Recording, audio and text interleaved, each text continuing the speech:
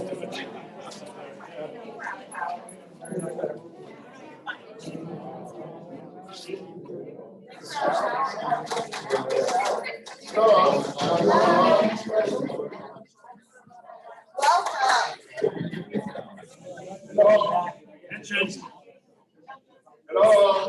Hello. Guys, welcome. We brought City Hall to you, so to make it a little bit more convenient for everybody to get together and find out what's happening. One of the things that always amazes me is that you can't imagine Alex Ray, our city manager, Mike Clark, I mean, everyone in our city, what their whiteboards look like on a daily basis. And so all the things that they get accomplished and they try to tackle and do for us. So anyway, fun thing that we did once, I think before, but this is going to just be an opportunity for the department heads and the staff and the city to come down and, and just be district specific about what's happening. So anyway, so welcome. Thank you for taking the time to come tonight. So I know everybody's got busy schedules and this cool weather makes you want to maybe stay in and, bundle up. But anyway, so thank you so much for taking the time to come. And with that being said, I'll introduce Alex Ray, our city manager. Thank you, Belinda. And we have a couple of our elected officials here. We have our mayor, Al Johnson here. And we have Commissioner Mark Brill, visitors from District 2 over there. And so the Commission of Directors about a year ago to start having quarterly meetings in each of the 4 districts in the city. So you are the district number 4, the last one, but not the least one. So you always say the best for last, they say, right? So that's what we're here today. We got our Public Works Director Mike Clark here in the back, our Fire Chief Jim Patrick, our Chief Operating Officer Jennifer McMahon, and myself, my assistant Rita. You don't need to call me or anything else, and the best way to get through her is through Rita. We have an agenda for you tonight of items that affect the district directly. That doesn't mean that any questions that you have at the end that's not on the agenda, ask us. Anything that's not even in the district, ask us. That's what we're here for, just to have just another way of communicating with you. We do have social media. I mean, Sarah Larquente, who's our PIO, is going to be interacting with people that couldn't make it, and they can ask also questions, through social media. So, sometimes some of those questions are going to be kind of coming in from that side. I think the first person of that is going to be Mike Clark, who's going to be talking about seawalls, alleys, and lighting. But before he starts, in terms of the budget that just got approved, and there's $1 million that has been allocated to start repaving Gulfview. So, Gulfway, too many boxes, Gulfway. And that is going to be done probably sometime in the at the end of the season, probably. So sometime April, May, thereabouts. We want to program that in and be able to take care of that, because it's looking it needs some work. So hopefully the $1 million will be enough to do from 1st to 21st. So we'll more to come on that. So with that, Mike, you want to start talking about the seawalls and the jetting. So good afternoon, everybody. I'm Mike Clark. I have the privilege of serving as your Public Works Director. A lot of familiar faces. I noticed that there's no pitchforks and torches in here, so it must not be a Pasadena Way reconstruction road project. Remember those? Those are good times.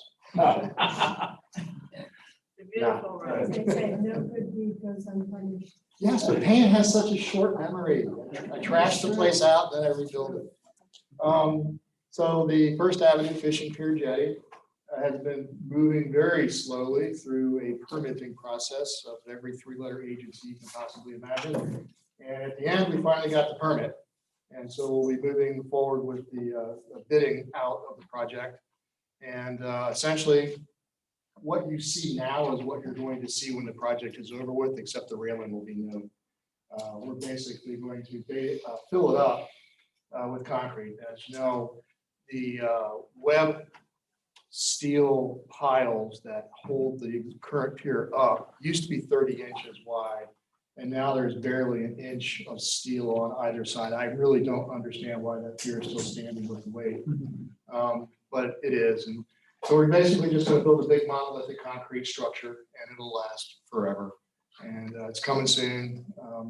I'm still waiting on actually getting the permit in hand, hopefully the next week or two. And then we'll get it out the door and see what contractor we pick up on that one. And the actual work is going to be fairly quickly. Oh, it won't take long. They're gonna put up a big coffer dam around the edges of it, and then they're just gonna fill it full of concrete, give it some cure time, put the new cap on top of it, and it'll look brand new, but it'll be what it is right now. So no change in structure or anything like that. I know all the Fisher folks out there are really looking forward to that. The seawall repairs on Pass Grill from 1st up to 12th is also in that permitting process. And it took a little bit longer because we were looking for ways in the design to do some energy attenuation and maybe add in some living shoreline aspects to the design, which enhances water quality and enhances the environment. We had to reach a happy medium on that one. There's so much energy in that waterway there, as you all know, that it will move 200-pound boulders around just like they're nothing. And so we went through a discovery period that took a while. So what we're really going to see is the same thing that we already have, but a lot newer and a little bit taller to meet the 5-foot rule that has been put in place for seawalls. And so if you don't know what that looks like, this will be the project that shows you what that looks like. So the elevation is. It's not 5 feet above where it's at. It's 5 feet above a datum of 0 to 5. So it won't be too much taller than it is now, maybe that much, I think. But if you've been to the Maritana area and seen what we've done at these street ends, did you require height or seawalls? Probably or public. What did you see? It's much more dramatic in that neighborhood because the adjacent private property seawalls are essentially at high tide level and they flood at the end of that. We have alleyways in Pass Grill, unlike any other section of the town, although there's a couple in Bella Vista and there's a couple others around. But this is the Shell Alley District. A few have been paved over time for good reasons. We've done an inventory, and we have a kind of a two-pronged approach to our alleyways. One is continuous maintenance. You know, the shell moves when the trucks come through and it pushes the shell around. So we continuously, come in there and blade it up, fluff it, add some more shell, kind of regrade it and compact it down a little bit. Wait until the next time we have to come. So that's a cyclic thing. And we generally approach the alleyways from a you call, we haul approach. Because you know the neighborhood better than anybody. And so when there is a problem, just give us a ring and we'll send our streets team, which consists of 2 people, down there to do as best as we can. So we did try a little experiment up on 21st Avenue between 22nd and 21st on that side. And there is a geo-web underneath the shell in that particular alleyway. And I selected that one because of its heavy traffic. A lot of folks use it as a cut through from 21st to 22nd when they're looking for parking. And then we have our heavy truck traffic that flows through there. And so we kind of picked it because of its heavy load. And that project it's almost 3 years old now. And the shell in that alleyway has not been maintained since. And so if you want to drive through there and take a look at what our design kind of does, it holds the shell in place. It's a hexagonal hex grid, 4 inches thick, that we drop down onto the base. And then we fill that full of the shell, and then we compact it on top. And that grid prevents the shell from moving sideways. As those heavy truck tires come and try to push that shell aside, it doesn't work because it's all contained. And it's been holding up very, very nicely. And so we actually have a full-up design with specifications and everything else now that we can apply to any other alleyway that shows a sign that would be a better treatment than just continuous maintenance. And so we're working our way through that in the future.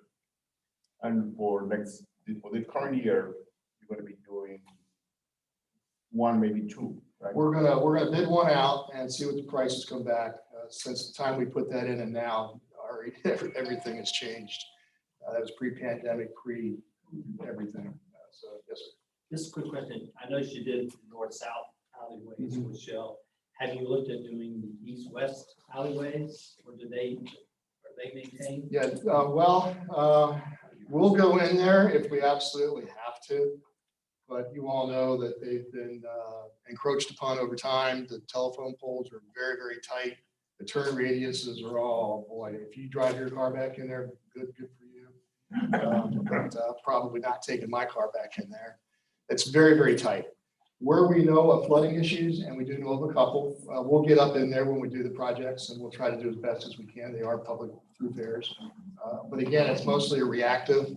If you're experiencing a problem or you see a neighbor experiencing a problem, just give us a holler, and we'll go in there and try to do as best we can. But when we do full up reconstruction of an alleyway, we probably will not go very far unless there's evidence that we need to. So we'll make a little T and see how that works and take the rest of it kind of on an as needed basis. But the heavier traffic, as you guys know, is on the north-south alley, and those are the ones we're impacting with this specific program first. And so we installed some streetlights when we built Paso Grill, just like the ones out here. They're 17 feet tall, white LED, do a good job until you get south of 12th Avenue. And then the things change. There's not as much dense foliage. The trees are a little bit less, and the houses are a little bit closer to the street. When we energized those lights, they blew straight into people's first and second floor windows and bedrooms and everything else. And so we de-energized those lights. They've been de-energized for quite some time while we've gone through a conversation. Jay's been part of it, and I think many of you have maybe been a part of that conversation. And so it's sort of like a what now, coach? So there's a couple of options on the table.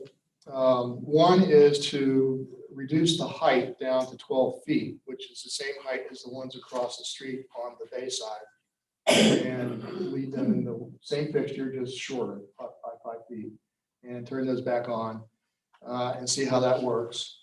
The other option, as has been pointed out recently in the last year, is that folks who like to walk around the neighborhood in the evening hours are noticing that it is a little bit dark on the sidewalk. And so the alternative is to not put in the 12-foot tall bright white lights, but to install bollards at the sidewalk level. Yay tall, you've all seen them, they're round, shine down, and basically provides a safer environment for people who like to walk, rather than this bright white light environment for heavy driving traffic. So that's kind of the way we're looking at it right now. The sidewalk lights will not be such that you walk from one pool of light directly into the next one. You'll walk through a pool of light, and you'll be able to see the next one. And so it'll give you some comfort and some level of safety that you can get from this place to that place and kind of see a little bit better where the cracks in the sidewalks are and everything else.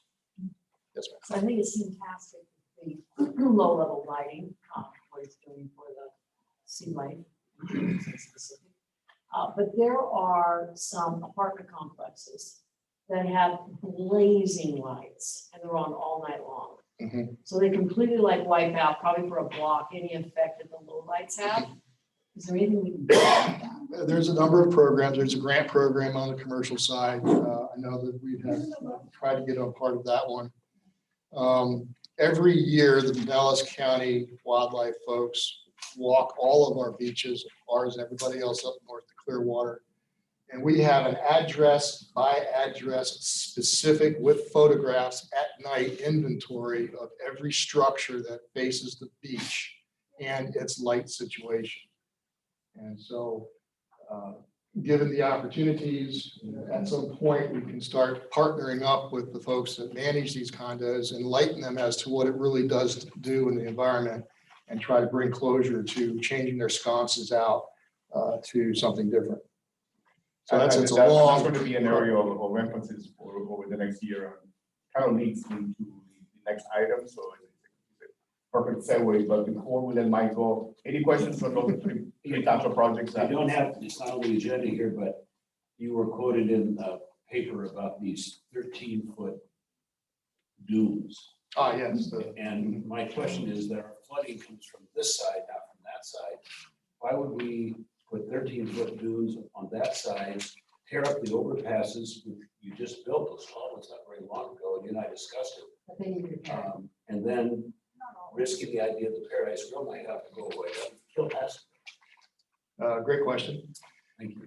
So beach nourishment has been going on for many, many cycles over many, many years. And we were due for another beach nourishment. And I believe we'll get one. Maybe Yeah, in next year. 2023, we'll get one in the summer. But the next one after that is no longer a beach nourishment. The Corps of Engineers has modified their approach to, and they've kind of renamed it beach resiliency. And so taking into consideration a storm of magnitude that has the ability to push through, kind of like what happened in the pictures back there in the 60s, I guess. The sand dunes are going to be designed to push back against that kind of destruction on a return on investment type of study. And so the value of the properties that we're going to protect by this stronger resilient dune system, it meets the threshold for federal government funding. But it does require that sand dune be a lot bigger and more robust than what it is right now. And so the elevation of the top of the sand dune will be at 10 feet in NAVD 88, which if you're standing on the sidewalk over here, would be approximately right at my head high. That's kind of about where it's at, give or take a foot. And so the crossover structures that we have now will obviously get buried or destroyed or hauled out in that fill process. And then putting them back up, we are on record with the Corps as to what we expect in replacement of our crossovers. And the Paradise Grill's future is uncertain until we get a chance to take a look at their preliminary design. And I'm hoping to see that in the spring, summer timeframe is when I expect to see that. Yeah. The project has passed the U.S. Army Corps of Engineers Chief of Engineers program. It's been given to this Assistant Secretary of the Army for Civil Works. It's been approved. It's in the federal budget. And so the Corps of Engineers has now been given the green light to move on into their design process. Won't that incredibly change the atmosphere in Passageway if you can't see the water? And you've got these giant dunes and you have to get rid of the grill, which is kind of the heart of Passageway, especially at sunset. There is definitely going to be a change. Absolutely. You have an there is an alternative. Yes, What is the alternative? nothing. We want nothing. No. There's no alternative. Really no. The increasing size of dunes, I mean, what kind of storm are you saying that's going to shake Passive Restaurant you're building that so high? So Yeah, at some point, there's a storm that makes us look like Mexico Beach. When I get the design and I'm able to share that with everybody, there'll be a lot of technical detail in there to answer those kinds of questions. And so Will the overpasses be repaired before that, or are we living with what is there now? we're working to try to get the walkovers that sort of end and you got to do Yes, a little right. parachute Yeah, on jump the off. south side. Yeah, we're trying to get those down. You are? Yes, yeah, we're aware of that. But those are just repairs. We're Yes, not- no, we're not I rebuilding understand. I totally anything. understand that. Correct, Thank you. But I just want to make sure I understand this. This is going to happen this next summer. No, What's gonna happen next summer is the Normal, like you Summer see, it's for renourishment, it's a renourishment Okay, cycle. all right. Next summer's renourishment. I would just like to say, look, is there anything that can be done at all to save the Grill, Pasadena Paradise Grill? Well, I know, but what I heard was maybe, maybe not. and that's the way it's going to stay until I see the preliminary design. Okay, okay.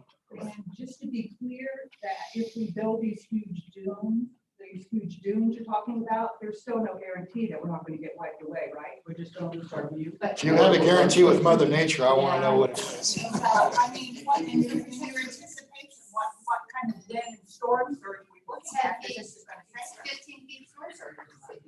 But that, yes, They're it's gonna 15 come feet from high. That's the- But you don't know. So we can talk about this for the next 5 hours if you'd like, but we got a lot on the agenda. Well, and one thing that I think is important for us to understand is this is not a city-driven thing. This is a federal, and they're changing beach renourishment of the future.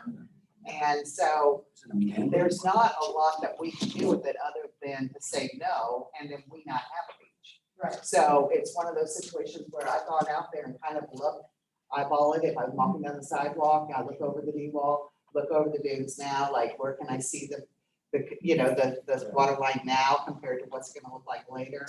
I mean, how many beach accesses are we going to be able to incorporate into that to where people are having to bottleneck and only have maybe 10 or 5 or who knows how many.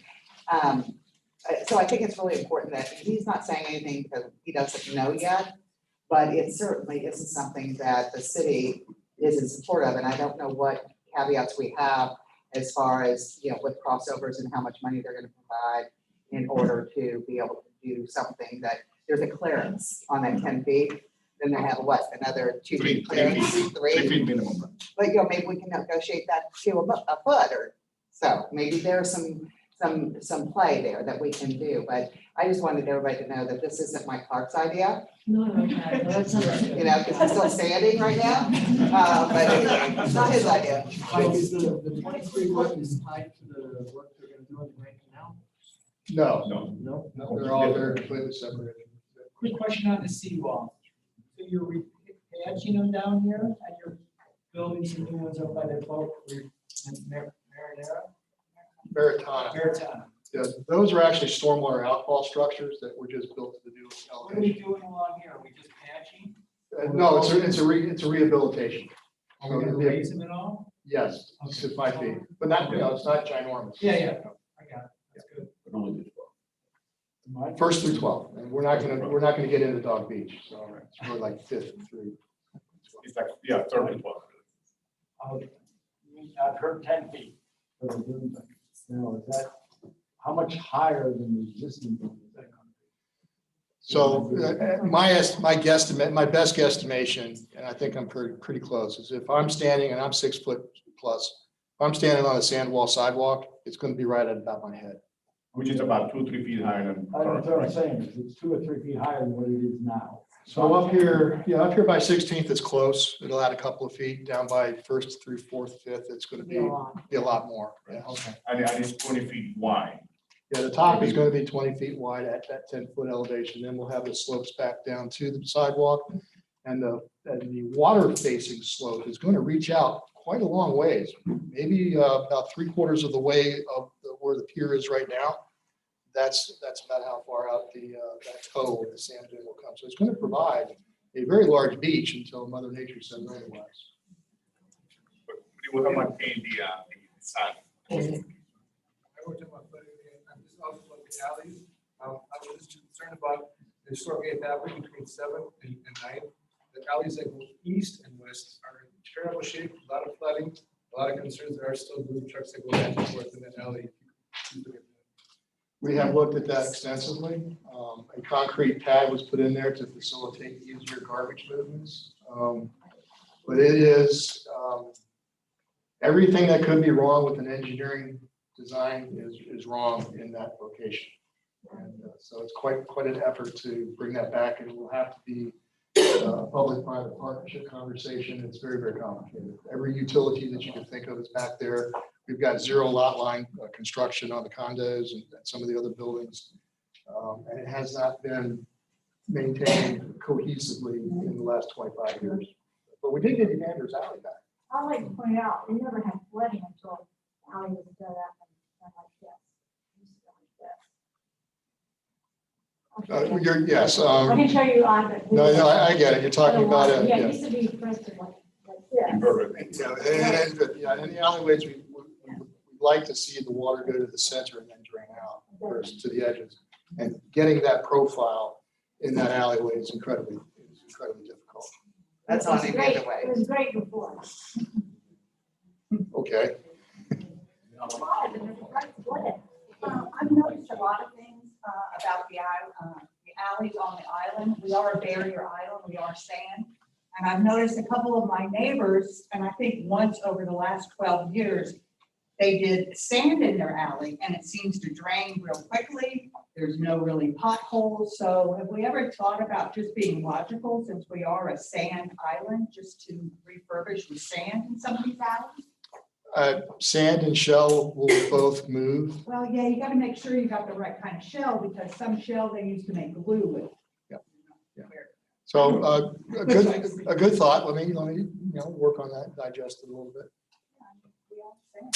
As far as your alleys, in some places, mainly the north-south, there are poles that are in the alleys. And I know there was discussion, I think the historic group had mentioned, if you have an alley, they don't want to see a curb cut if you do a new home. And I think on alleys, it might be nice to see them individually, because we have something we're working on. The poles are exactly 4 feet in from each person's property line. It's a 15-foot alley, but it makes it pretty tough to get in and out of there. So I was going to just say I'm glad you're aware of that. Is there ever an opportunity for these poles to be moved, or is that the utility's choice to be able to put them where they like to put them? So yes, each alley has its own personality, and we do try to understand it. And some have different flooding issues than others. They are narrow, and we have our utilities in the way with the poles and everything. And the poles have both communications and electricity on them.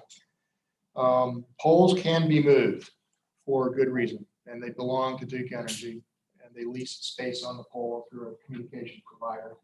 But yeah, they can be moved. And so as we approach an alleyway that we're going to do a complete reconstruction on the right-of-way property line, there's a concrete collar, 6 inches thick, that will contain everything in the middle, also in addition to the hex blocks that we put underneath it. And so there's going to be a very, very clear delineation of where the city's right-of-way on the alley is and where your property line starts, if that's where you live. And as we do that, we'll take a look at the poles and the turning radiuses and try to improve them with Duke Energy as we move forward. So each alley is going to get its own look. If you have a specific location that's really something that is really just making your life difficult, give us a holler, send me a note. We'll come down, we'll look at it, and we'll see if we can coordinate with Duke Energy to move them. They do move them. We have asked in the past, they do move them. And in reference to the discussion from the historic board, because I know exactly what you're talking about, each decision is going to be being made on a case-by-case basis. So when somebody applies for a driveway in front of their house, their desire is that we explore looking as to whether the alley can be used. But if the alley is not possible, then then that's going to be driving the decision as to what really happened with the approval or not. So it's going to be on a case-by-case basis. Absolutely.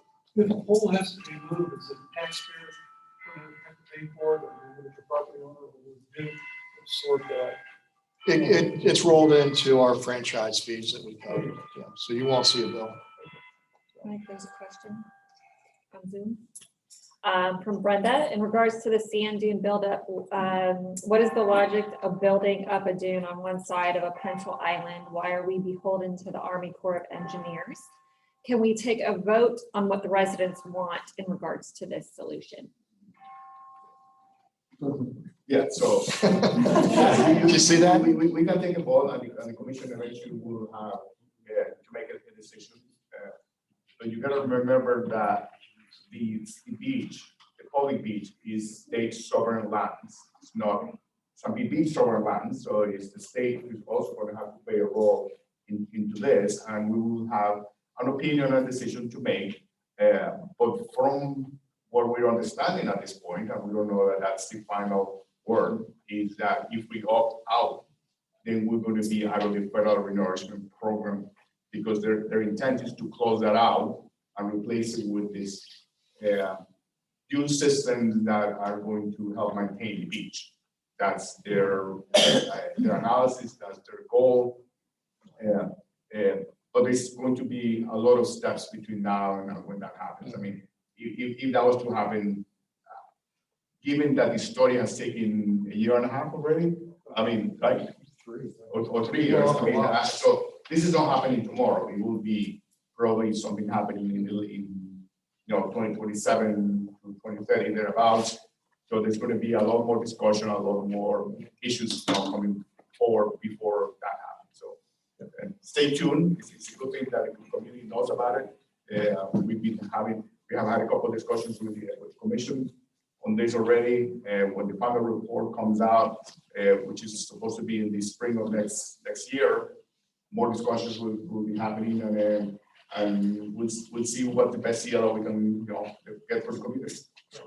So it includes Upland Beach, if you have friends up on the north side. But I think it's best to just stay tuned and let's see what comes out of this whole conversation. And then we will have some facts and some information before us to have another conversation. Well, thank you. Can I just ask, the seawall, did I hear that that's gonna be raised to 5 feet? 5 feet navi. It'll 5 feet navi, which is 5 feet from the water level in 1988. So what does that mean relative to where it is It'll today? it'll be a little bit taller, About 1.5 feet. maybe, yeah. Okay. Right. So it's Yeah, it's not, not a 20-foot wall, no. yeah, you're still gonna be able to have brunch in a seahorse and watch the water. Okay, Thank you very I much. have one more question for Mike Clark while you're all here, so I can have some ammunition for the community. What about our street ends on the bay? When are we scheduled to do those? We have allocated $220,000 a year to begin to address the street and seawalls. Yeah, so we, yeah, seawalls, yes, yeah. So in some areas, we have partnered with the adjacent homeowners, and they have built D-walls to help retain the water. We're going to be looking at extending that all throughout the city, and Mike's team is going to be prioritizing which one we do first in terms of the elevation, the risk, the exposure to the water that we're having, and start addressing that to the right 5 feet level. That means that, so when the neighbors, rebuild and maintain their seawalls to 5 feet, we have one continuous 5-foot wall, which we're doing with this, and we're doing, and with the seawalls use and everything else, all you're doing is managing risk. And I want you to everybody to understand that the higher that we go, the more risk we can sustain. So there's no guarantee that a 20-foot surge is, I don't think anybody would want us to build a 20-foot wall on the front side and a 20-foot wall on the back side. It's economically unfeasible and would be horrible. But we got to, smaller improvements can help manage the day-to-day risk, not the category 4, category 5 storm, but that's kind of what we're doing.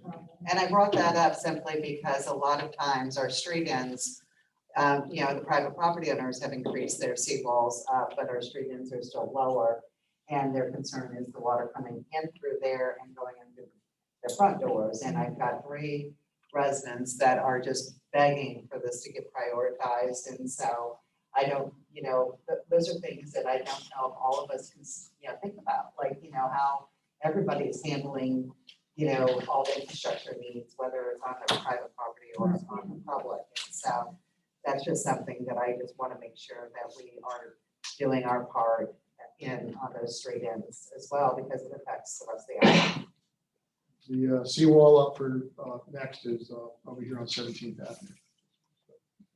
That's the next one coming at us. Thank you, Mike. I will be followed by somebody else. Yeah. We have, the next one is Jennifer. I just want to talk to you a little bit about what we're doing on beach ordinance. We also have a new position in the budget that we basically transfer the pool manager to be a beach manager. In terms of looking at the priorities of what's more important for the city, I basically recommend to commission and the commission approved that. While the pool is great, it's easier to have the pool run by the lifeguards, but we needed somebody to really take over everything that's going on the beach. That person is here every weekend, the entire weekend. So it basically helps coordinate those things. So, Jennifer? So what we've been doing for the last 4 or 5 months, looking at all our beach ordinances. And how we even started looking at it was everything that related to the beach is in all different sections of our code. So it's very hard to say, this is what you're allowed to do, this is what you're not allowed to do. So it was a request, like if it was in one section that you can go to and easily access and know what you can do and what you can't do. So in that process of trying to move things, we started looking at things going, okay, that's already in the books and we're not doing it, or this isn't in the books and we should be doing it. And some of the big items that's come, we've done workshops with some of our boards, with the commission. It hasn't, right now, the attorneys actually, we just got about 2 hours ago, the first version of some of the strike throughs and add-ons later today. And we will be bringing it back to the commission. Some of the items on there that seem to have the most discussion is cabanas on the beach. If you go anywhere from Upham all the way down, you'll see a lot of cabana service behind the hotels, behind condos. We have our beach cabana service on Paso Grill and Upham that we have contracted. But what's happening is our beach is becoming too crowded. And the space that cabanas are taking, it takes out 50% of the beach just from 6 a.m. from the get-go. What we found is in our code now, they are to be bringing the cabanas in each night. I don't know where that changed, where we stopped enforcing or even allowing it, but what we've gotten from the boards and the commission was for them to take in the cabanas each night, including the hotels, including the condos, and that they couldn't be put out unless they were reserved or someone was going to be sitting in them. So that would help alleviate that. We talked to the hotels about this in 2 different meetings. However, they're just now realizing this is where it's at. So they are against that. So we'll see what comes of that. But currently that is what is in our code. And so far it's been the direction to keep that. And the addition was you couldn't put anything out. So you're not putting out, 400 cabanas and 200 of them are going to be used. And I don't think they'd want to do that if they have to take it in each night either. So that is one that has been discussed quite a bit. But right now the recommendation is for that, to keep that in the code, enforce it, and to not put them out unless they're reserved or taken. So we'll see how that discussion goes as we bring it back to commission for first reading. Another one is bikes on the beach. We did ban e-bikes, but the Beach Stewardship Committee board wanted to also ban all bikes on the beach. So that was a discussion, and we got a couple emails from residents that love to bike on the beach. They don't see a problem with it, that they don't feel like it's harmful. So in further discussion, we talked about issuing a permit like we do vehicles on the beach permits for bikes and for residents only. And when they would get that permit, we would lay down what our policies are and, don't run your bike through skimmers and things of that nature. And hopefully it would be the residents that would take care of our beaches and not be abusive at all. So that is what it boiled down to and then brought back to the Beach Stewardship Committee, and they liked that, and maybe regulating the times that the bikes could be on the beach. So it's a permit and times is where it came from. So kind of a compromise. But that one had a lot of discussion as well. Another hot topic, and through COVID, as you may have noticed, there are a lot of different businesses operating on our beaches, whether it's a cabana service that's not one that is with a hotel or with, and you've probably seen the cute little pink things, and they do the Yeti coolers and that. And there's a lot of fitness classes being held on the beach that have popped up, dance classes that are held on the beach. So picnic setups on the beach. Right now, where we're at with that is, some of those are good services or amenities to have it, but only allow a certain number from each type of commercial. And that they would have to get a BTR, register with the city, provide insurance with that. And so we have some control over it to make sure they're abiding by everything and we know where they're at and we know when. And a background check for the instructor, to make sure that people that are doing classes are. I have a question. Yeah. So, that really bothers me. I don't like all that bedding on the beach. I don't know why we want to continue to, I wouldn't say encourage it, but we're gonna allow it as long as people pass these checks or get a permit for it. What stops me from selling my t-shirts on the beach? How am I different? What? I just think that opens the door to every kind of vending on an already crowded beach, where I would say, I'm guessing, but I would say that the majority of the people don't like it. Yeah, so vending is prohibited and any kind of. Why are we vending- talking about then maybe doing it? Because these are basically amenities and services. The idea is services that you, the community, and our tourists might be wanting to have and enjoy. So we're talking about, They might like my t-shirts. Yeah. I mean, I'm just Yeah, saying. I hear you, but for example, it's a yoga class at 6 o'clock in the morning. Other people might want to go to that, and we just want to make sure that there's not 20 yoga classes going on over there. And that the people that are doing the yoga classes have some insurance and a background check. So a little bit of regulation, but not an overwhelming amount of stopping some of the same amenities that everybody enjoys by living in the beach community.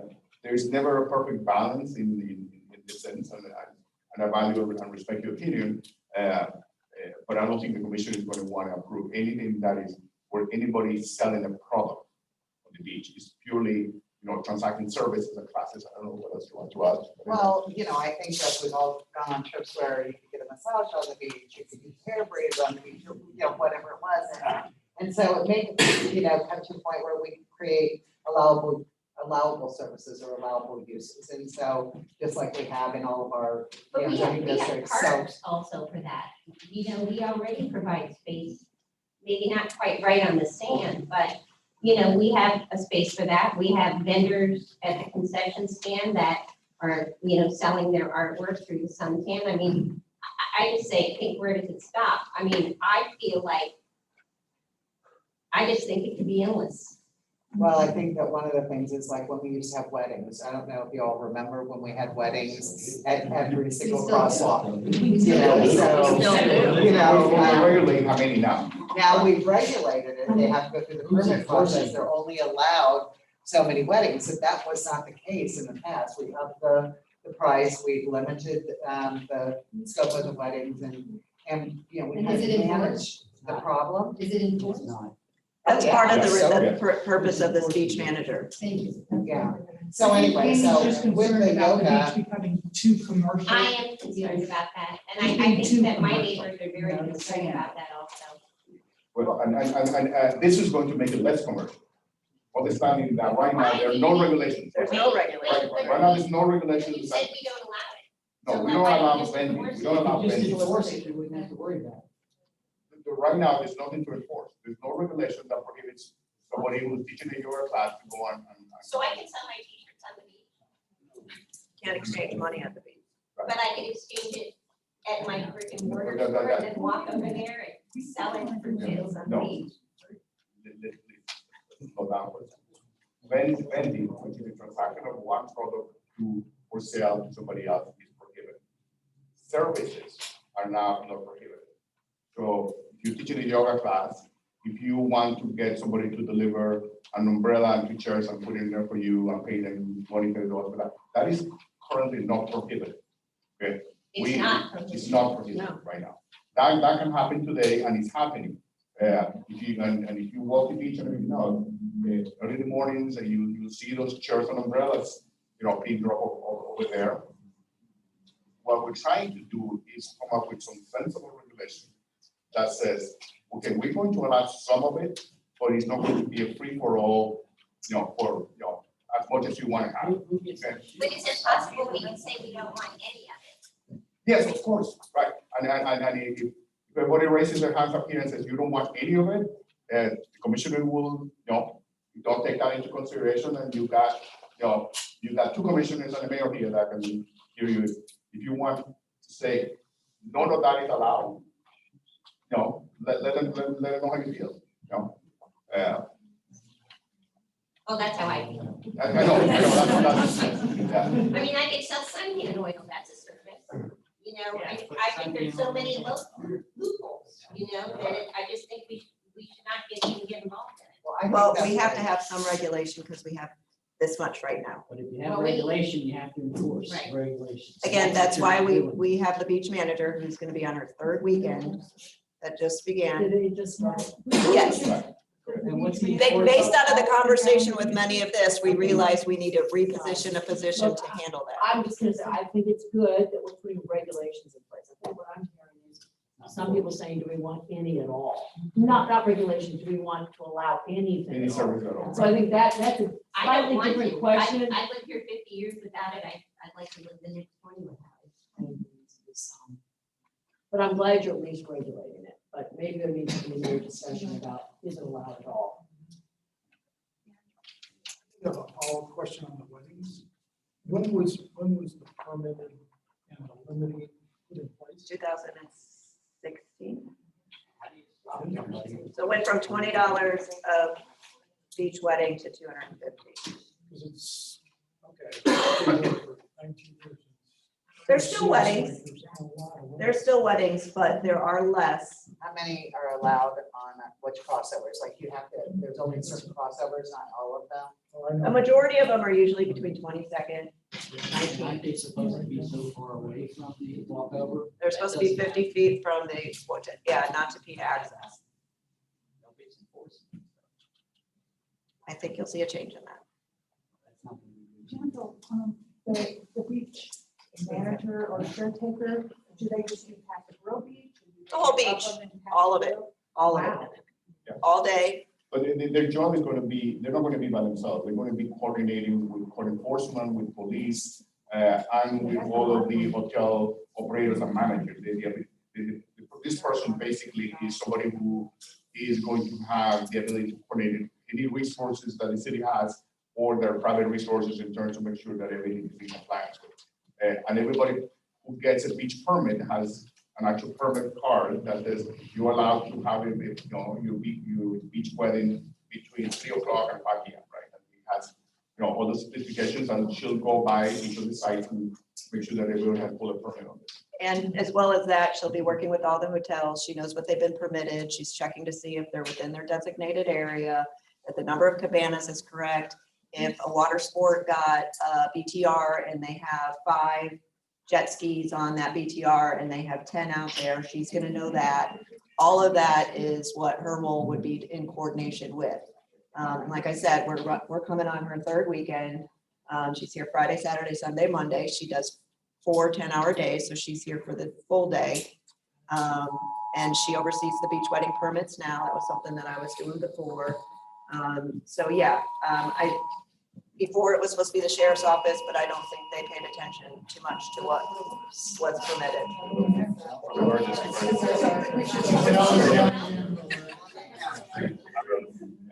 Jim, what are you doing? Well, hopefully she's making us a lot of money. Yes, Jennifer. Her name is Ayako, Ayako. Michelle. Can we share her phone number? Yeah, no. No, I don't have her city issued phone number yet, but I have everybody's email back there, and I'd be happy to share that. I have her personal number, but not her city. Okay, yeah, because we want that person to be a resource for you, because she's there every weekend, and if you see something, then you know she's the right person.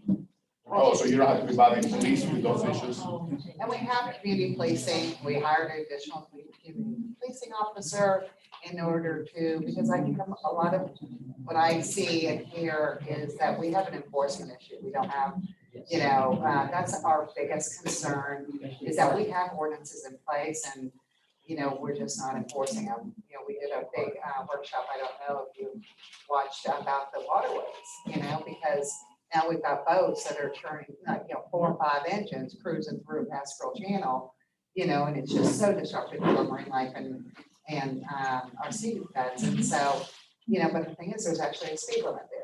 You know, it's just not enforced, you know, so we were wanting to possibly go to a minimum weight zone. But, you know, that challenges I would go with trying to get them to agree to that. But on the other side, we do have, you know, a speed limit on there and there's nobody respects it. So to that end, because we get impacted by this, who has to approve this? Or you just, Right, so it goes from us to the state. And the state and DEP, Department of Environmental Protection, has to approve whatever regulations we put in and sign, and FWC. And any kind of poles that we're going to put in the water with all the restrictions, they have to approve the location of each pole, you know, in the waterways. That's the waterway ordinance. Yeah, That's that's the separate. waterway ordinance. Beaches are ours. Correct, thank you. so I know you've heard this, but throw it about the manatees because, Oh, you yeah. know, they've got to be, we got manatees and, you know, these boats are just zooming right past. Rita, we are so lucky that our, we've got Rita Bishop who's working along with Alex, and she comes from, that's her background, you know, so she knows a lot about that, and we're looking for those type of unique loopholes in order to achieve some goals, long-term goals when it comes to our waterways. And so, you know, she and Alex have been working hand in hand. And She was with the county marine patrol. I've been sticking the spoke as much as I can. But it's really nice that we have that type of experience and, you know, on staff. I'll be glad to volunteer to help because I've seen too many animals being drug up on the back of sheriff's boats. They're dead, turtles. We've got a great beach, you know, for the hatchlings. And so I would love to see something going along those lines to help protect those animals. Yeah, and our beach stewardship is on top of their game too. They're pretty. And because this is going to require state approval at the right time, we're going to tell you when to call you state reps. Good. Because they can help moving along at the state level. Yeah. The only other thing in regards to the beach ordinance that also had a lot of discussion was there was talk of prohibiting fishing on the beaches in the swim zones. And we've got Teresa over here who spoke at every meeting and every commission workshop regarding this, and where we did some research of other communities and found that not restricting it, but a sheriff's officer can come up if they see that it's not safe. It's pending public safety. They can say, look, you can't be doing it that close to the swimmers. You need to move down, or whatever the case is. If the sheriff's officer comes back and they haven't done anything, then that's when we can cite them and ask them to leave. So that's where we ended up with that one, but that went through all kinds of loopholes, and Teresa can tell you. Well, and chumming, you know, right, Yeah. yeah, they're taking out. In regards kayaks to out chumming, too. chum, and then now they've got drones that are flying over chumming for them. So again, it's one of those things where, you know, do we just say no chumming, you know?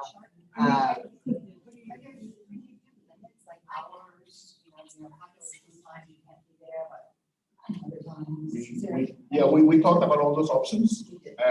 Right. That's where it's at now. Not that this is in stone, where we haven't brought it officially as a first reading. This was through all the workshops that we've done. Question too about dogs. Yes. Is that one of the things she's gonna be on top of? Well, that would be something the sheriff's office would have to enforce because it's tied to a person and we don't have information. If I go up to Bev and Bev says I'm Jill Smith, there's no way for our staff person to go on and see if they're true or not true. So the way we are looking at enforcement, she's going to oversee it all. If it's tied to a person, it's going to be the sheriff's office. If it's tied to a facility, a property, our code enforcement has that information. So if it's something against the turtle lights and if it's something with the cabanas and things like that, that is something our code enforcement will handle, and herself, And if it's tied to an individual person, it would be the sheriff's office. But she could see it, call them, make sure they're aware of it. So she's kind of the eyes for both of them since she'll be out on the beaches as a main part of her job. Obviously, she's gonna have some office work and stuff too. Yes. That's a lot for one person. And I know that there's deputies that'll be available, but is there any way that like, could people, and this is definitely asking a lot, but people within each community to like maybe volunteer to be there, like in case she's out there and someone gets not very friendly with her and deputies are tied up on 75th Avenue or wherever. I mean, I just feel, I don't even know the girl, but I just know dealing with the public sometimes is not so friendly, and especially when alcohol is involved, so. I'd be happy to walk around with the sheriff's office all the time.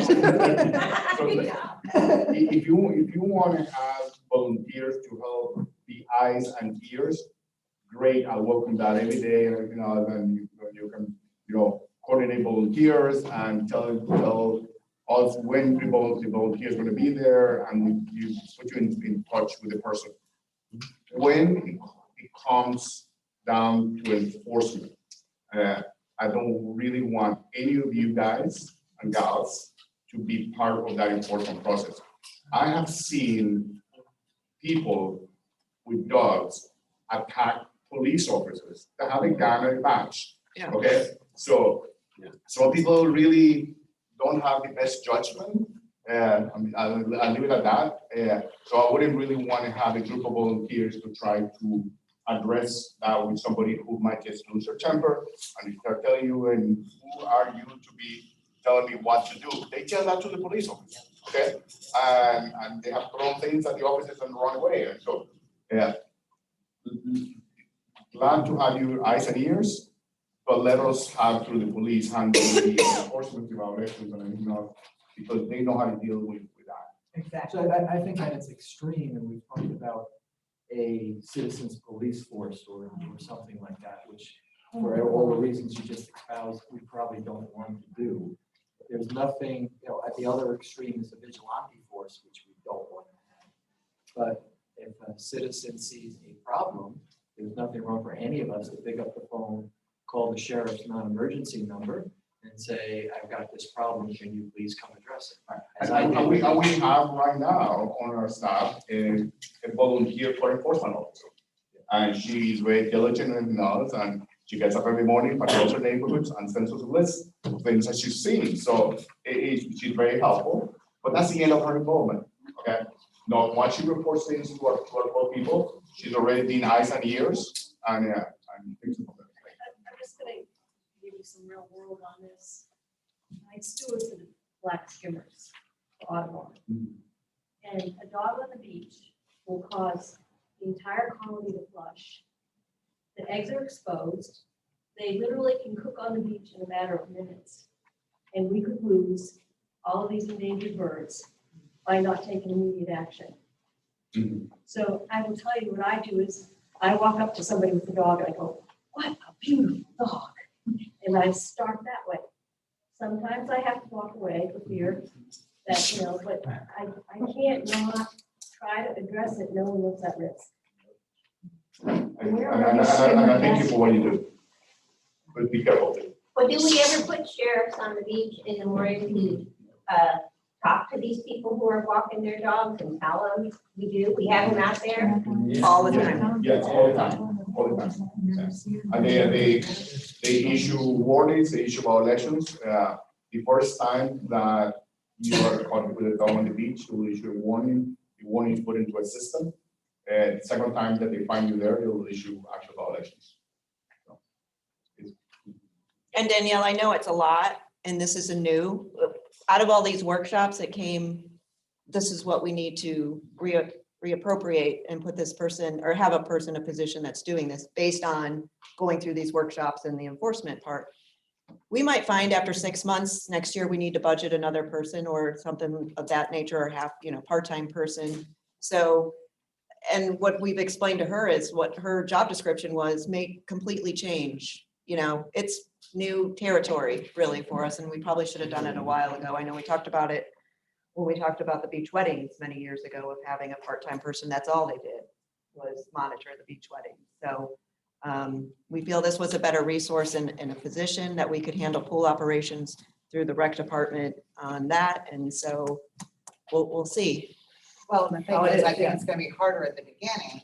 And then once everybody Once you've understands got that control there's over some everything. compliancy issues, you know, if those get addressed, I think they'll open up. I mean, you know, 10 hours is a long time to be, you know, hitting a very small geographic area. And so I think at the beginning, it's going to be a lot more intense than once all of those issues start getting resolved and she can, you know, change her priorities as well. But, you know, it's not like we're a big city. I mean, we're a pretty small town and, you know, 10 hours a day, you know, you can get a lot done. And like this weekend, she was the first person that they called the sheriff's office about the wall that got driven in through down south here. And they called her. She went down, took some pictures, got a hold of who we needed to by the city so we could go out there, mark it, do all that kind of stuff. So she's the main point of contact now to be able, that bridge between the sheriff's office and city staff and getting the right people where they need to be to address things on the weekends. Because now it's not me. Does the sheriff, especially on the weekends, patrol the beaches regularly on a regular basis, or is it just non-emergency call? Because No, they're out there. Yeah, we got two community police officers that are here the entire weekend, just patrolling the beach. On the beach, on the sandy beach. Well, they can't go past Paradise Grill. They can't get their vehicles past there. They can only go so far and then they can't drive. So Paradise Grill down, but control. Right? Not with a vehicle, no. They can go to First and come down. Yeah. and- A lot of dogs, obviously, because they think that the other beaches. Not on mentions. The social media, I think, hasn't been very clear on where the dog beach is and, you know, which is, you know, one of the reasons we were concerned about having a dog beach. You know, that, you know, it's, you know, especially with social media, it's takes off. Southern tip of Get your information, not from social media, but our PIO and the city's newsletter and the city's website. That's all I can recommend. We keep moving because Thanks, Jennifer. we got a lot to cover. Speaking of enforcement, I want to give you a report on short-term rentals on Paso Grill. Because over the last year, we changed our approach on how we police short-term rentals in the area. And we had a new special master who really jumped on board with the approach that we're following. So the difficult part in Paso Grill has been that most of the houses are allowed to have 3 short-term rentals, and every time that we call them, oh, this is my first one, okay? And then, you know, and you might catch him 1 out of 5 or 6 times, but it just happened to be that that's always the first one. And then that's my second one. So in years past, we're basically getting 3 or 4 cases that we were winning on a yearly basis. This last year, we won 36 cases, okay? And the way we did that is, and I gotta give them a break of my staff because they're really very creative as to how they're able to get this. When people post comments after they stay on Airbnb, VRBO, they find out that in their write-ups, it says that in order to post a comment, you have to stay on the property. And so we went with that information to the special master and says, can we use this as evidence that they stayed? And the special master is a younger person who's familiar with how, you know, apps work and all that. And she said, that makes sense to me. So ever since then, we basically will be monitoring what comments are posted. And if somebody says, it was a great weekend in your house, okay, that's number 1. And number 2 and number 3.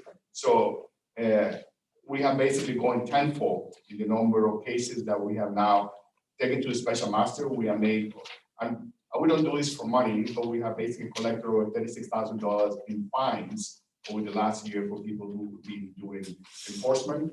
A lot of people say that they didn't know, and with the special master is like, okay, now you know, right? And so if she still gives the case and she finds them guilty, she will, she tries to reduce the fines a lot when it's your first time.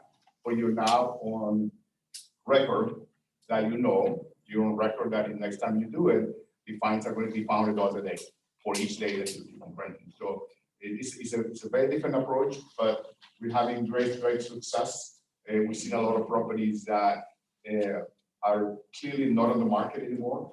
So people now have moved to monthly rentals. So my staff did a really good job in finding a creative solution to a problem that has been haunting us for years. Have you given any thought to changing the rule about you're allowed 3 times a year to have short-term rentals? Because that seems to me that's sort of the genesis of the problem. If we said 30-day rentals minimum, period, no exception, then they can't say, oh, but this is my first, you know what I'm saying? Yeah, the state basically passed a law that preempts municipalities from changing rules with short-term rentals.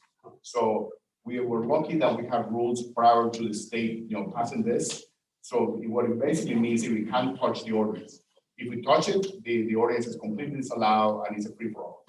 Yeah, so. Which is what happened at Indian Rocks. And a lot of this enforcement issue was because the city, just having the staff, and being able to combat, the growing trend of short-term rentals was very difficult. And a lot of the residents were complaining that they didn't want to live next to, a party house. And so, they really worked hard to try to come up with a solution that would keep people from exercising their property rights. You can rent it out for 30-day minimum and 3 times less than 30 days if you're in the pastoral overlay. And they were able to do that very successfully. And it was really came from, just trying to recognize the sanctity of neighborhoods and peaceful enjoyment of your own homes, but also because, it's just a way of our enforcing our code. So anyway, it's definitely very creative and, looking at the reviews. So I just want to applaud you all for doing this, because I, for one, moved here not to be next to transients going in and out, in and out, in and out. I think it destroys your sense of community when that goes on. People aren't invested in the community, so there's a lot of reasons to do what you're doing. I guess my question is, how do we make, is that going to continually be monitored? There's Yeah, people- okay. yeah, and we've actually used a software that it monitors all the different apps for rentals.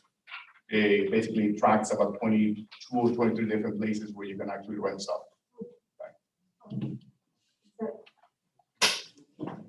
And moving right along, you want to historic board, Belinda, you want to start on? Okay, it's this here? No. Okay. Historic board. Okay. They're an evolving board. I don't know, most of you probably know, that I was chairman of the Historic Preservation Board for 6 years, which until I think Bev Jackson came to me and said, will you run for commission? I'm like, I'm good, but anyway. And so it was hard passing up the responsibilities of the Historic Preservation Board, but Chris Marone was my appointee, and we've got a really great board that are really trying to, finally, I think, figure out like what their goals and directives should be, and so, we were always trying to figure out how to control the massive scale and how to preserve the character elements and it's just been a painstaking process because we do have a lot of differing opinions in our community about what Paso Grill should look like, and how much property right infringements and how much overseeing of decisions on private property they should, the historic board should have, and they're an advisory board. But they also, what was great is when we did do the form-based codes, ordinances, we had all of those properties go through the historic board for review. And the point of having the property owners go to the historic board for review on this new construction was so that they could see if it was effective, were we achieving our goals? If not, where do we need to tweak them and maybe be more successful in achieving our goals? And I don't know that it really, so they got to see what was happening, but they really, didn't have the expertise that was necessary in order to help them understand how to tweak it. So we brought in Tara. Tara was somebody who's a planner. She's amazing. And so now they can interact with her. And then we hired an architect. And so now we've got an architect involved in order to help support the goals and directives of what we're trying to achieve in protecting and preserving Paso Robles. So that's something that was like last year, we approved these items and we didn't have the right group in place to help support the Historic Preservation Board. And then we went back and got somebody new and we got a real architect to work with them. And so we can try to protect the massive scale of the redevelopment. We still have the underlying zoning, the house that's, being built, Munster, but that, it was built to the underlying zoning. It wasn't even part of the form-based codes because at the time, the residents who had FEMA compliant homes did not want us taking that property right away. And so, they're saying, oh, we'll make our property non-conforming. So anyway, very complicated discussion item, but with our planning board and our historic board having the expertise of Tara, who's an extremely skilled urban land planner, and having the expertise of an architect, I think that they should have the tools to be able to review these properties and make the subsequent changes and tweaks necessary to be successful in that effort. Is there a written description or vision or of what we are trying to achieve? Well, I think that, it depends on who you talk to, there's always, But there's nothing formal. Oh, yeah, we have a land development code that just dictates what you can do for a home. And so what we have currently in place is an underlying zoning district. And that's kind of more of a Euclidean zoning standard that says, and who's here? Somebody who's smarter than I am is here, Kristen. But anyway, we have an underlying zoning district and then we have what we call the overlay. And so what the underlying zoning district allows for properties and what the overlay does. And then we have the CRDEA, we have other zoning districts. And we need to look at that. I mean, they're live documents. I mean, it's not like, once it's written in stone, but there's processes that you go through to make any changes to those. And, those processes are, need to be, super transparent so people understand if they're losing property rights. It's just like when we talked about getting rid of the 3-day thing. Well, we can't as far as the state's concerned, because then we'll lose, any ability to regulate short-term rentals. And it's the same thing when we're looking at ordinances that affects our property rights. We have to go through certain processes to do so. And so sometimes it's easier doing little tweaks and changes than it is completely rewriting the entire thing. Yeah, and they're discussing changes to what the roles are and how different sections of Paso Robles will look like. My number one recommendation is watch the meetings because this is going to affect all of you. At the Tuesday meeting, there is a series of recommendations they're sending to the commission on things that they want to review. So there is an increased level of review that they want to have in terms of city assets, and we're going to be discussing that with the commission. They are looking at changes in the downtown area, which is basically 8th Avenue, 9th Avenue. That's what the commission is defined as the 8th Avenue CRDEA. And they're looking at changing how much property can be aggregated for development. So limited lot splits, limited aggregation of lots, limited height, and that discussion is going to be happening. They're also talking about eliminating the underlying zoning and making every house in Paso Robles have to be built to the overlay. So those are significant changes because as opposed to the overlay being an optional thing, they're talking about making that mandatory, right? And whether you sit on one side of the argument or not is important because it's going to affect you. It's going to affect everybody here in terms of what's going to be built to there. So, those meetings, you can go back and watch the old meetings and watch future meetings, educate yourself on it. It's a very complex issue, as Commissioner was saying. We got the right staff support there, but we were just trying to be sure that you all are monitoring this because it will affect you one way or the other, so. Well, and that's the thing, because again, these are the residents who have volunteered to serve on the board. We've got three real estate agents, 2 attorneys. So we don't have anyone who is an architect, a planner. We don't have that level of expertise there, but they're, they're not an elected position, but they're wanting to have a lot of control, over property rights. It sounds like you're getting the right people. And so, what to me, I'm like, I love having young people take the baton and try to create something, and that's why I'm like, anybody who wants to participate, watch those historic board meetings and get involved, because it really is interesting and fun stuff. I think it's amazingly interesting, but anyway, it would just be good for them to be able to have the tools necessary in order to make really good decisions. Sure. And then, of course, having our attorney at the meetings as well. And we've hired a new planner in our community development department. If you want to introduce yourself real quick, she's helping out with the historic preservation board as well. Right. Hi, everyone. My name is Kristen Colvin. I am the senior planner with the city. I do have some history on planning boards myself, not as a chairperson and as a board member coming from New Jersey. I am a planner. I'm a Paso Grill resident. And also a Paso Grill resident, to add that. So I'm really excited. Board of Adjustment is now my thing. So hopefully none of you drag. But if you do, you need a lot through the process. Thank you.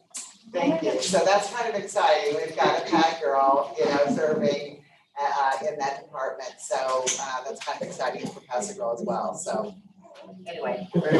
Jim, tell us 3 minutes about the power station. Okay. It's gonna be great, it's gonna be beautiful.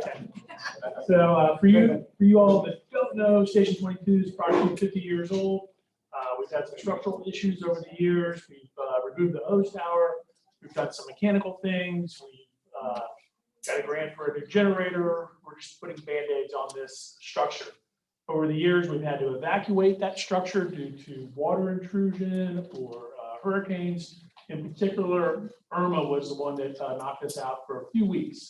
So that was kind of impactful, where we were operating out of one station, 10-minute response times to Paso Grill. Not good for fire or EMS response. We had a multi-structure fire in Dina during that time, trying to respond from Station 23.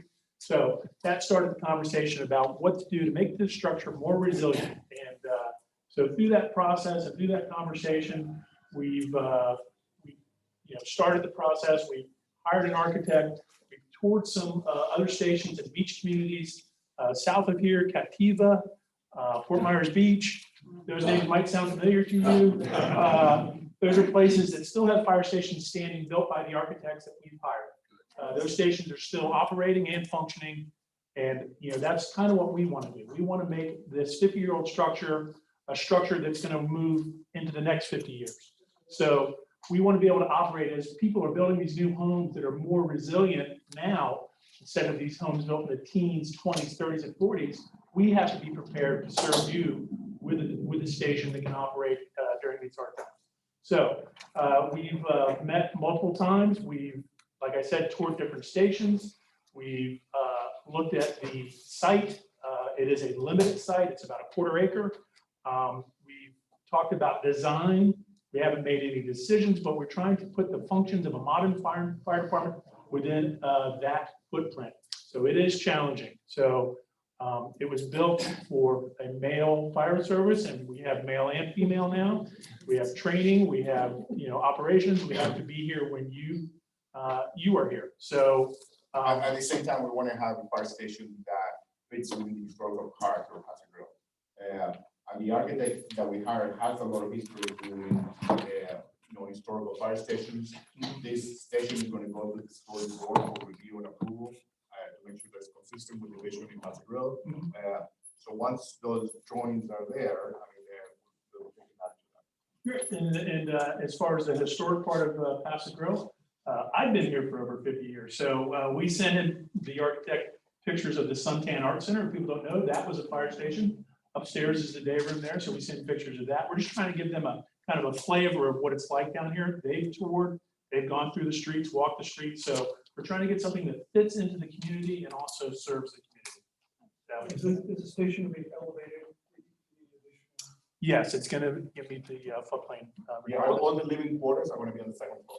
So the first floor is where all the equipment, the apparatus will be all set, and all the living quarters are training on the second floor. I'm excited about it. Yeah. Yeah, all right, thank you. Did you ask an applause? I didn't-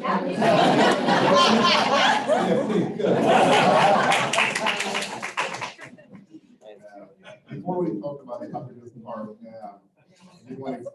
have a quick item on the library. So Alexa is here to just tell us some wonderful things that are going on in the library, right? Okay, Go ahead. Yeah, you do it.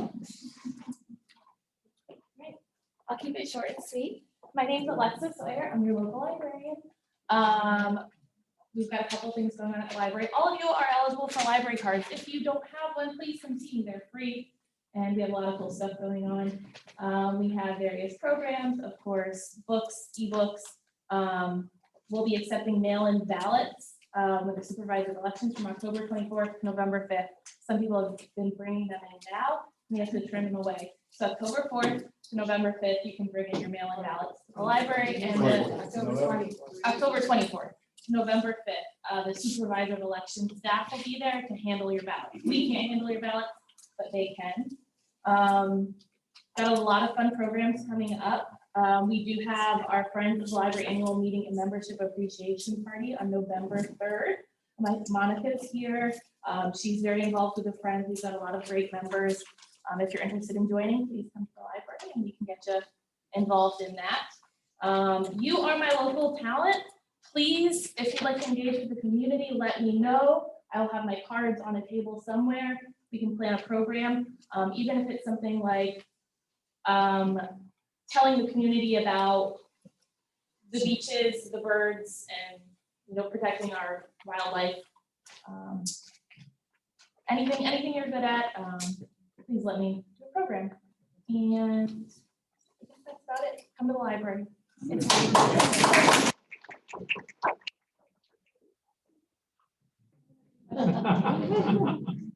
I think that what surprises me the most about our library is that unless you've been there and you know what all they do and what they bring to you, it will blow your mind.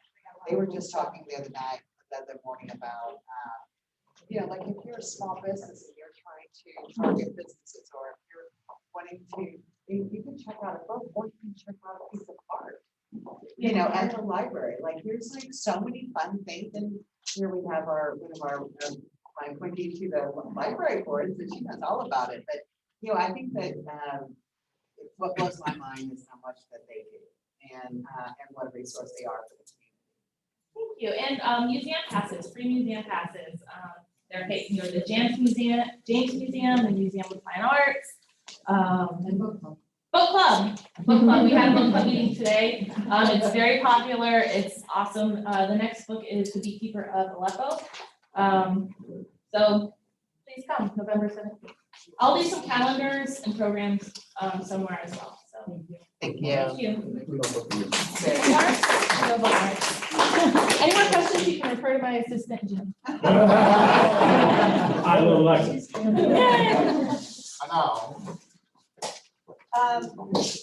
Last but not least, right? So we started a process to kind of clean up the Pastor Park, add some landscaping, shade trees, some sitting areas, and some kind of like memorial areas, perhaps with some pavers and bricks in conjunction with the historic museum. So the process got approved through the commission. We went to our landscape architect, we've got Martin here and Samantha. The first step is we actually met in the park with some of the residents. Some of you are in this room tonight. And kind of went like, there's no way you can do that. And kind of gave the history, right, of the park. and the people and what has tried and not tried. And so Martin took good notes. He's got 2 designs that he wants to show you. This is the first step, showing it to you. We'll go to the Historic Preservation Board next. We'll take in all that, and then it'll eventually go back to commission for their approval. So Martin's gonna just explain some of the 2 different design concepts, and then if you have any general questions, then you can answer those, and then we've got Post-it notes, and we'll have you put what you like about each design and what you don't like. And so we can take all that information, because it's gonna be hard to go through individually with people talking. So to do it with Post-it notes, and he'd be here to answer questions too after he kind of goes through the design. So I'm gonna. Just one quick overall question before we get into the details. Was there a goal in mind for the redo of the park? Was there something wrong with how it was now, or did you have were you given a charge in your redesign of the park to do? No, not initially. You all are kind of guiding that. So the initial meeting out with some community members was to figure out a little bit of the past and the history of the area and the residents, to figure out what you all use them for. And 20, probably, I think it's been going on, and Amy and Jay will probably be a better gauge on how far back it goes. But there has always been discussion on what are we doing with the park. And of course, it's a passive park. It's not an active park like Curly Field, but Augie D'Alessio, days. And Brenda came to the meeting, but there was always a lot of discussion on what are we doing with the park, and are the berms good, are the berms bad, like how'd they get there? Just a lot of those kinds of things that's come before the historic board for as long as I know. And so I think it was just one of those situations where, okay, we've heard you for, it only took you, 15 years, to actually get our attention. So now you have our attention, what do you want to do with the park? And Jay and Brenda, some others came to the get together, at the park with our architect and staff, and really started sharing ideas. And like where I thought the berms were kind of goofy, because I thought that they weren't put there purposefully, as a design element, and which is kind of like this mistake we were living with.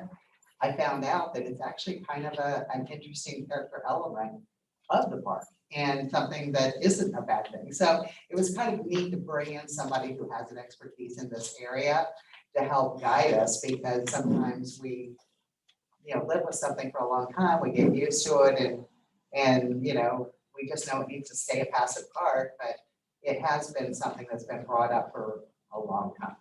And I mean, in addition to the park, you've got the interface of the park, east and west ends. How do you, meet on the bay side? When you get to the water side, you have, Paradise Drill. How does that integrate with the grill? So you have, it once seamless, it's might be the only park in the country that goes from waterway to waterway. But because of the size of it, I mean, it's a very narrow area. So it's kind of a very unique opportunity to make sure that everything there flows together, and it could be a real signature. Yeah. So it's just, if you think about it as another piece of infrastructure always ends up hitting you guys, it's your alleyways. People use it and abuse it, and over time it kind of loses that purpose or sense of place, or a particular level of care or whatever it may be, and it just needs updating. So we're just here to listen to what you all have to say, and read that you like what you're looking for in the park. And like what you said, each portion of the park, or as you walk through the park, or each less however you do it, each part may have lost its function along the way, but there are definitely 3 distinct zones for if you include the shuffleboard courts. So our main objective was just to harmonize that and make it look like a cohesive park, like to make it look how it should. That makes sense. So Well, for instance, bring up about the sidewalks, like, how they're at the angle. But, like you said, like that's actually great, because that's where the alley comes, over. And so you can cross the park and join the other alley. Like, I think Brenda, we were, so it's a lot of stuff that we were like, that doesn't make sense. And all of a sudden it makes perfect sense. Right, and then so some of those elements that we were talking about, we just kind of brought the rest of the park up to that, so it looks like it was purposeful or thought out to make sure that it's someplace for you all to enjoy. So unless you guys have anything else to add, yeah, we'll do the big reveal. So I encourage you all to just stand up, walk by, ask a couple questions. There are some Post-it notes over there. Wait for everyone to come through at least once. We start putting your Post-it notes there because we want uninterrupted thought and input. You can chat amongst yourselves, and if there's a repeat comment or whatever, whatever you chat with yourselves, so be it. But it should come from you and don't let somebody else hinder what your opinion is. So, your time sitting. Get up. No, look back. Thank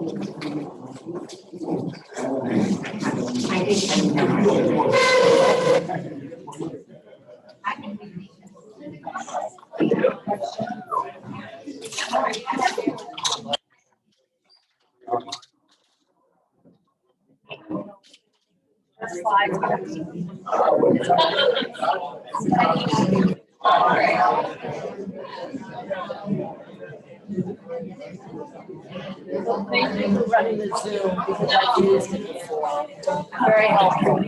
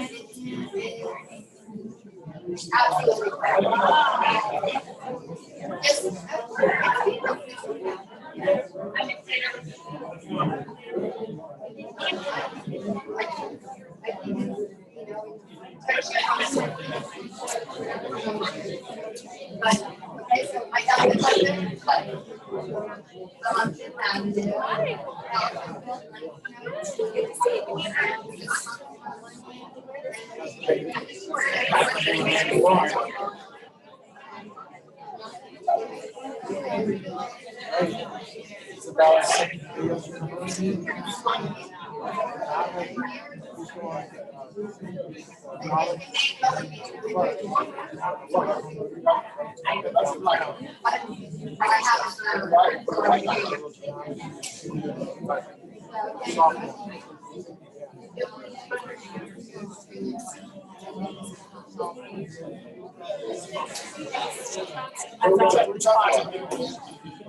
Yeah. You wanna get involved?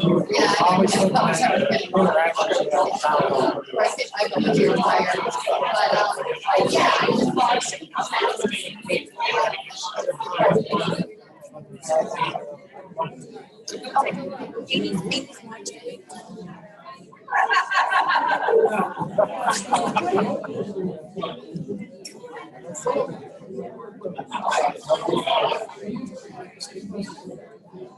Oh, that was a big one.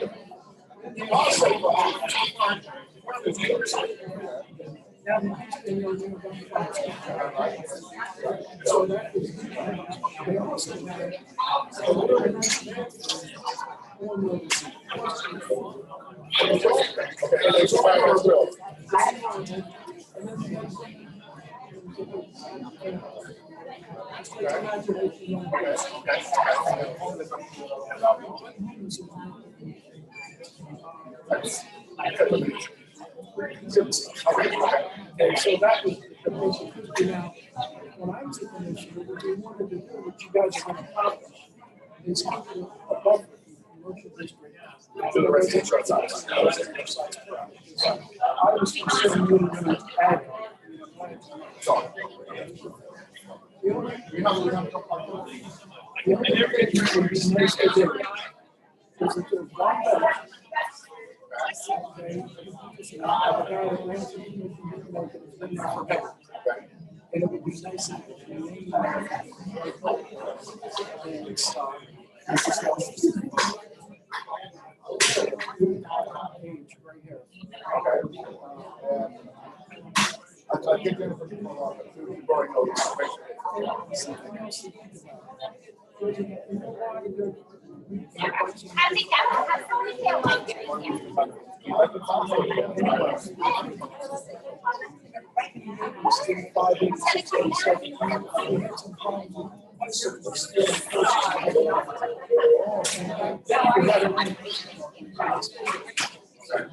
That's why. Okay,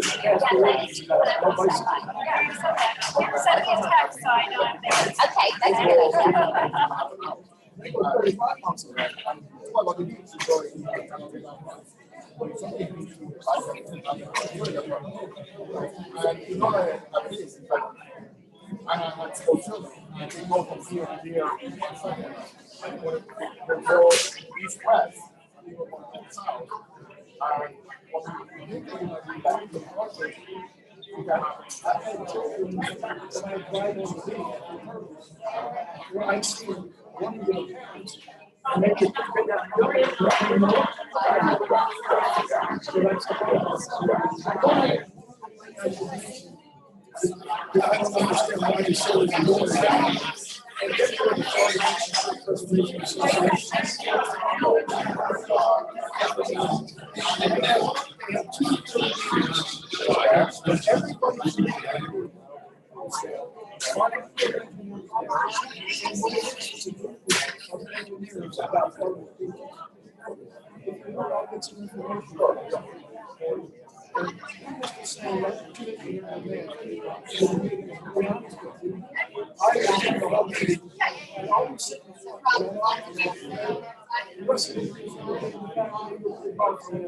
Now, Something I asked myself, I still like to do this.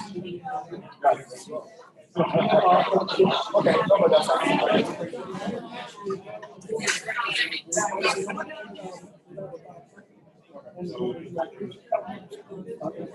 know it's a tough job.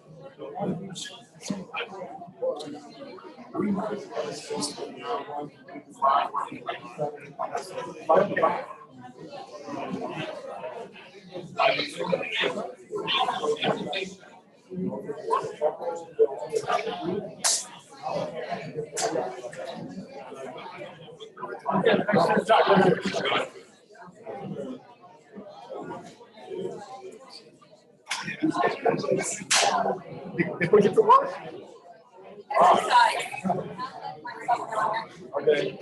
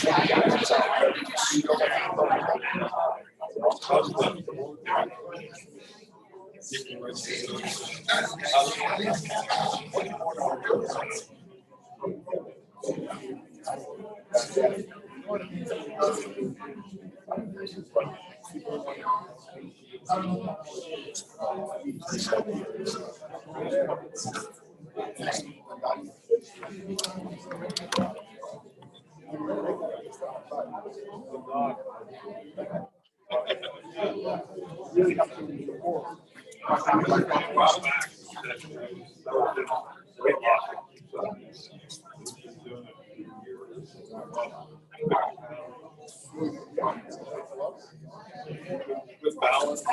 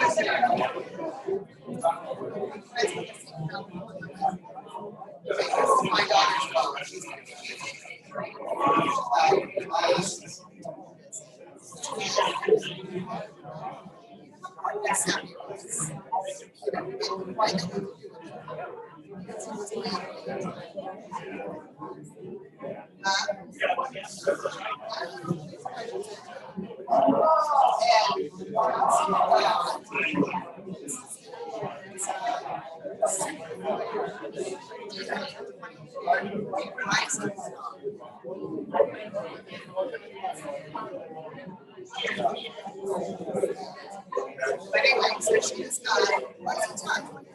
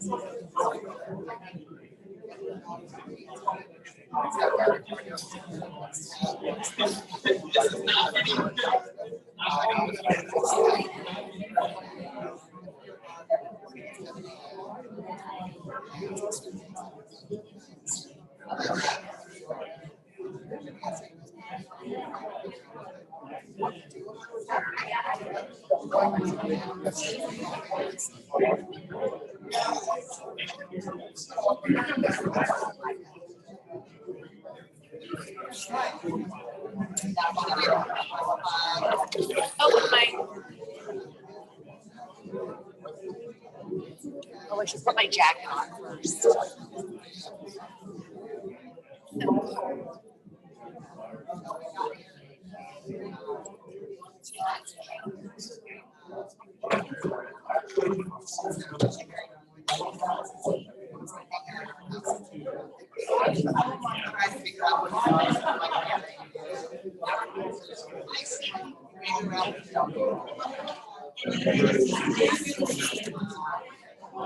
I know, right? I don't know.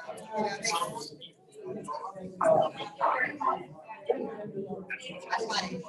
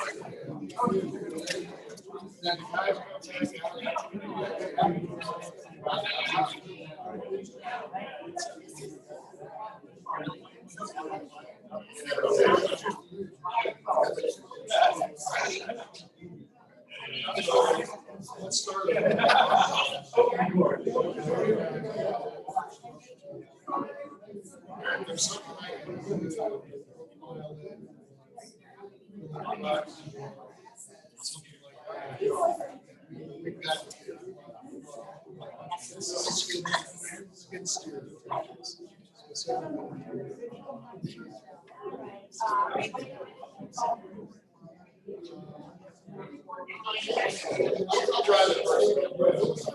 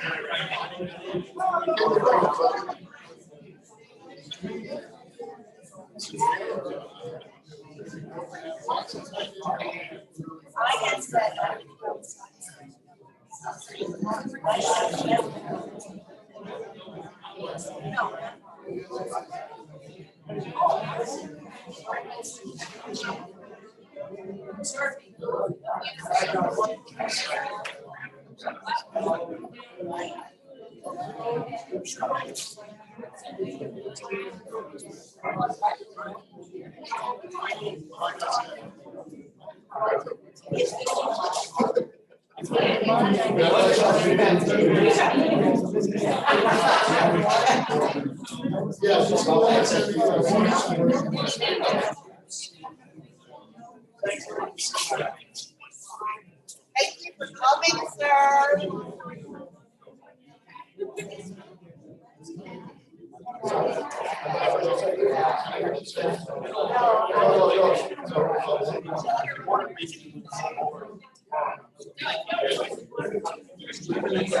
I think if you eliminate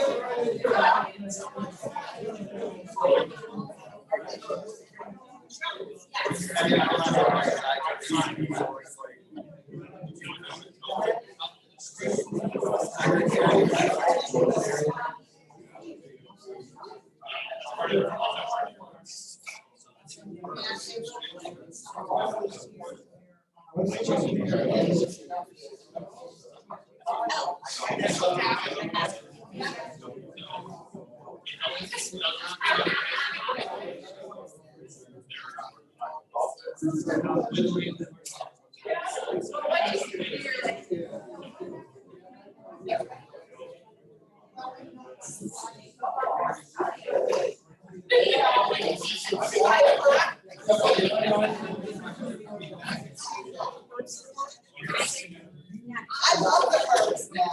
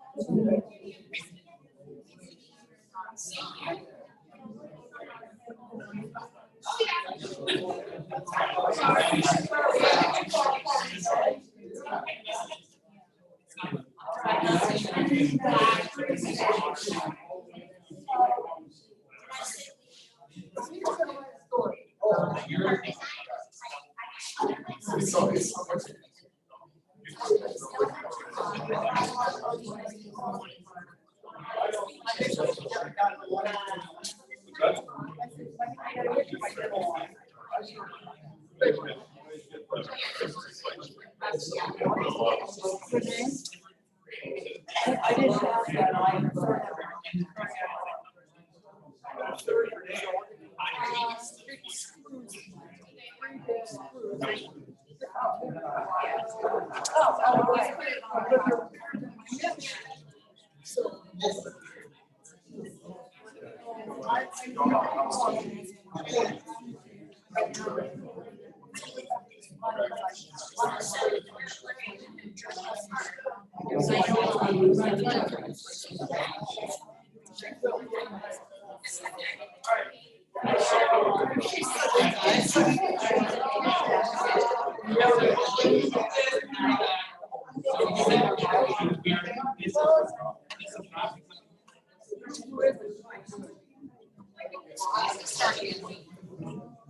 No.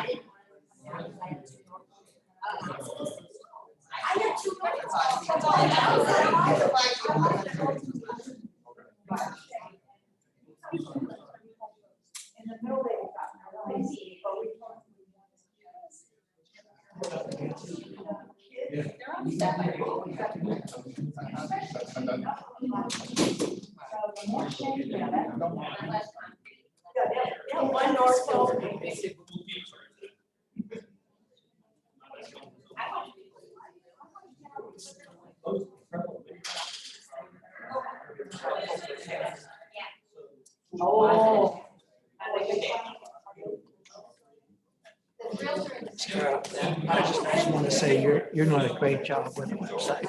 Oh, thank and you. all the communications as well. But the website is so improved over what it's been in years past. And just, even, I like how you have the mayor, the city commissioner speaking Yes. weekly, and behind it, the scenes are shifting to what they're talking about. Right. While they're still there. Yes. So it's very, very well done, and Thank it's you. been informative, and it just, I'm so glad. I just wish everybody would sign up for, get their name down and see what's going on with the city, so you don't ask, "Oh, I didn't know about that. I didn't know We're this." publishing it everywhere as many ways as possible. So we started rotating the videos on the cable network too. So hopefully we're seeing I it. think it's more and more, but you're doing it. Thank you so much. I appreciate, what is your name? I'm Jay Anderson. Jay Anderson. Yeah. Wonderful. Well, nice to see you. I think we've met before, or I've talked to you You've talked to me before. Yeah, when I first started. Yeah. Well, thank you, Jay. Yeah, I appreciate it. Enjoying what you're doing. I do. I love it. It shows. Thank you.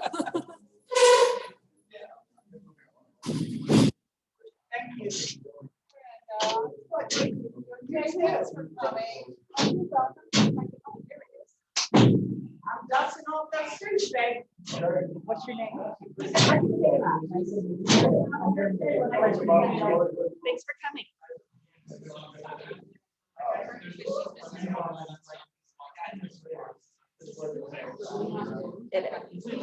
It is. I'm ending it now.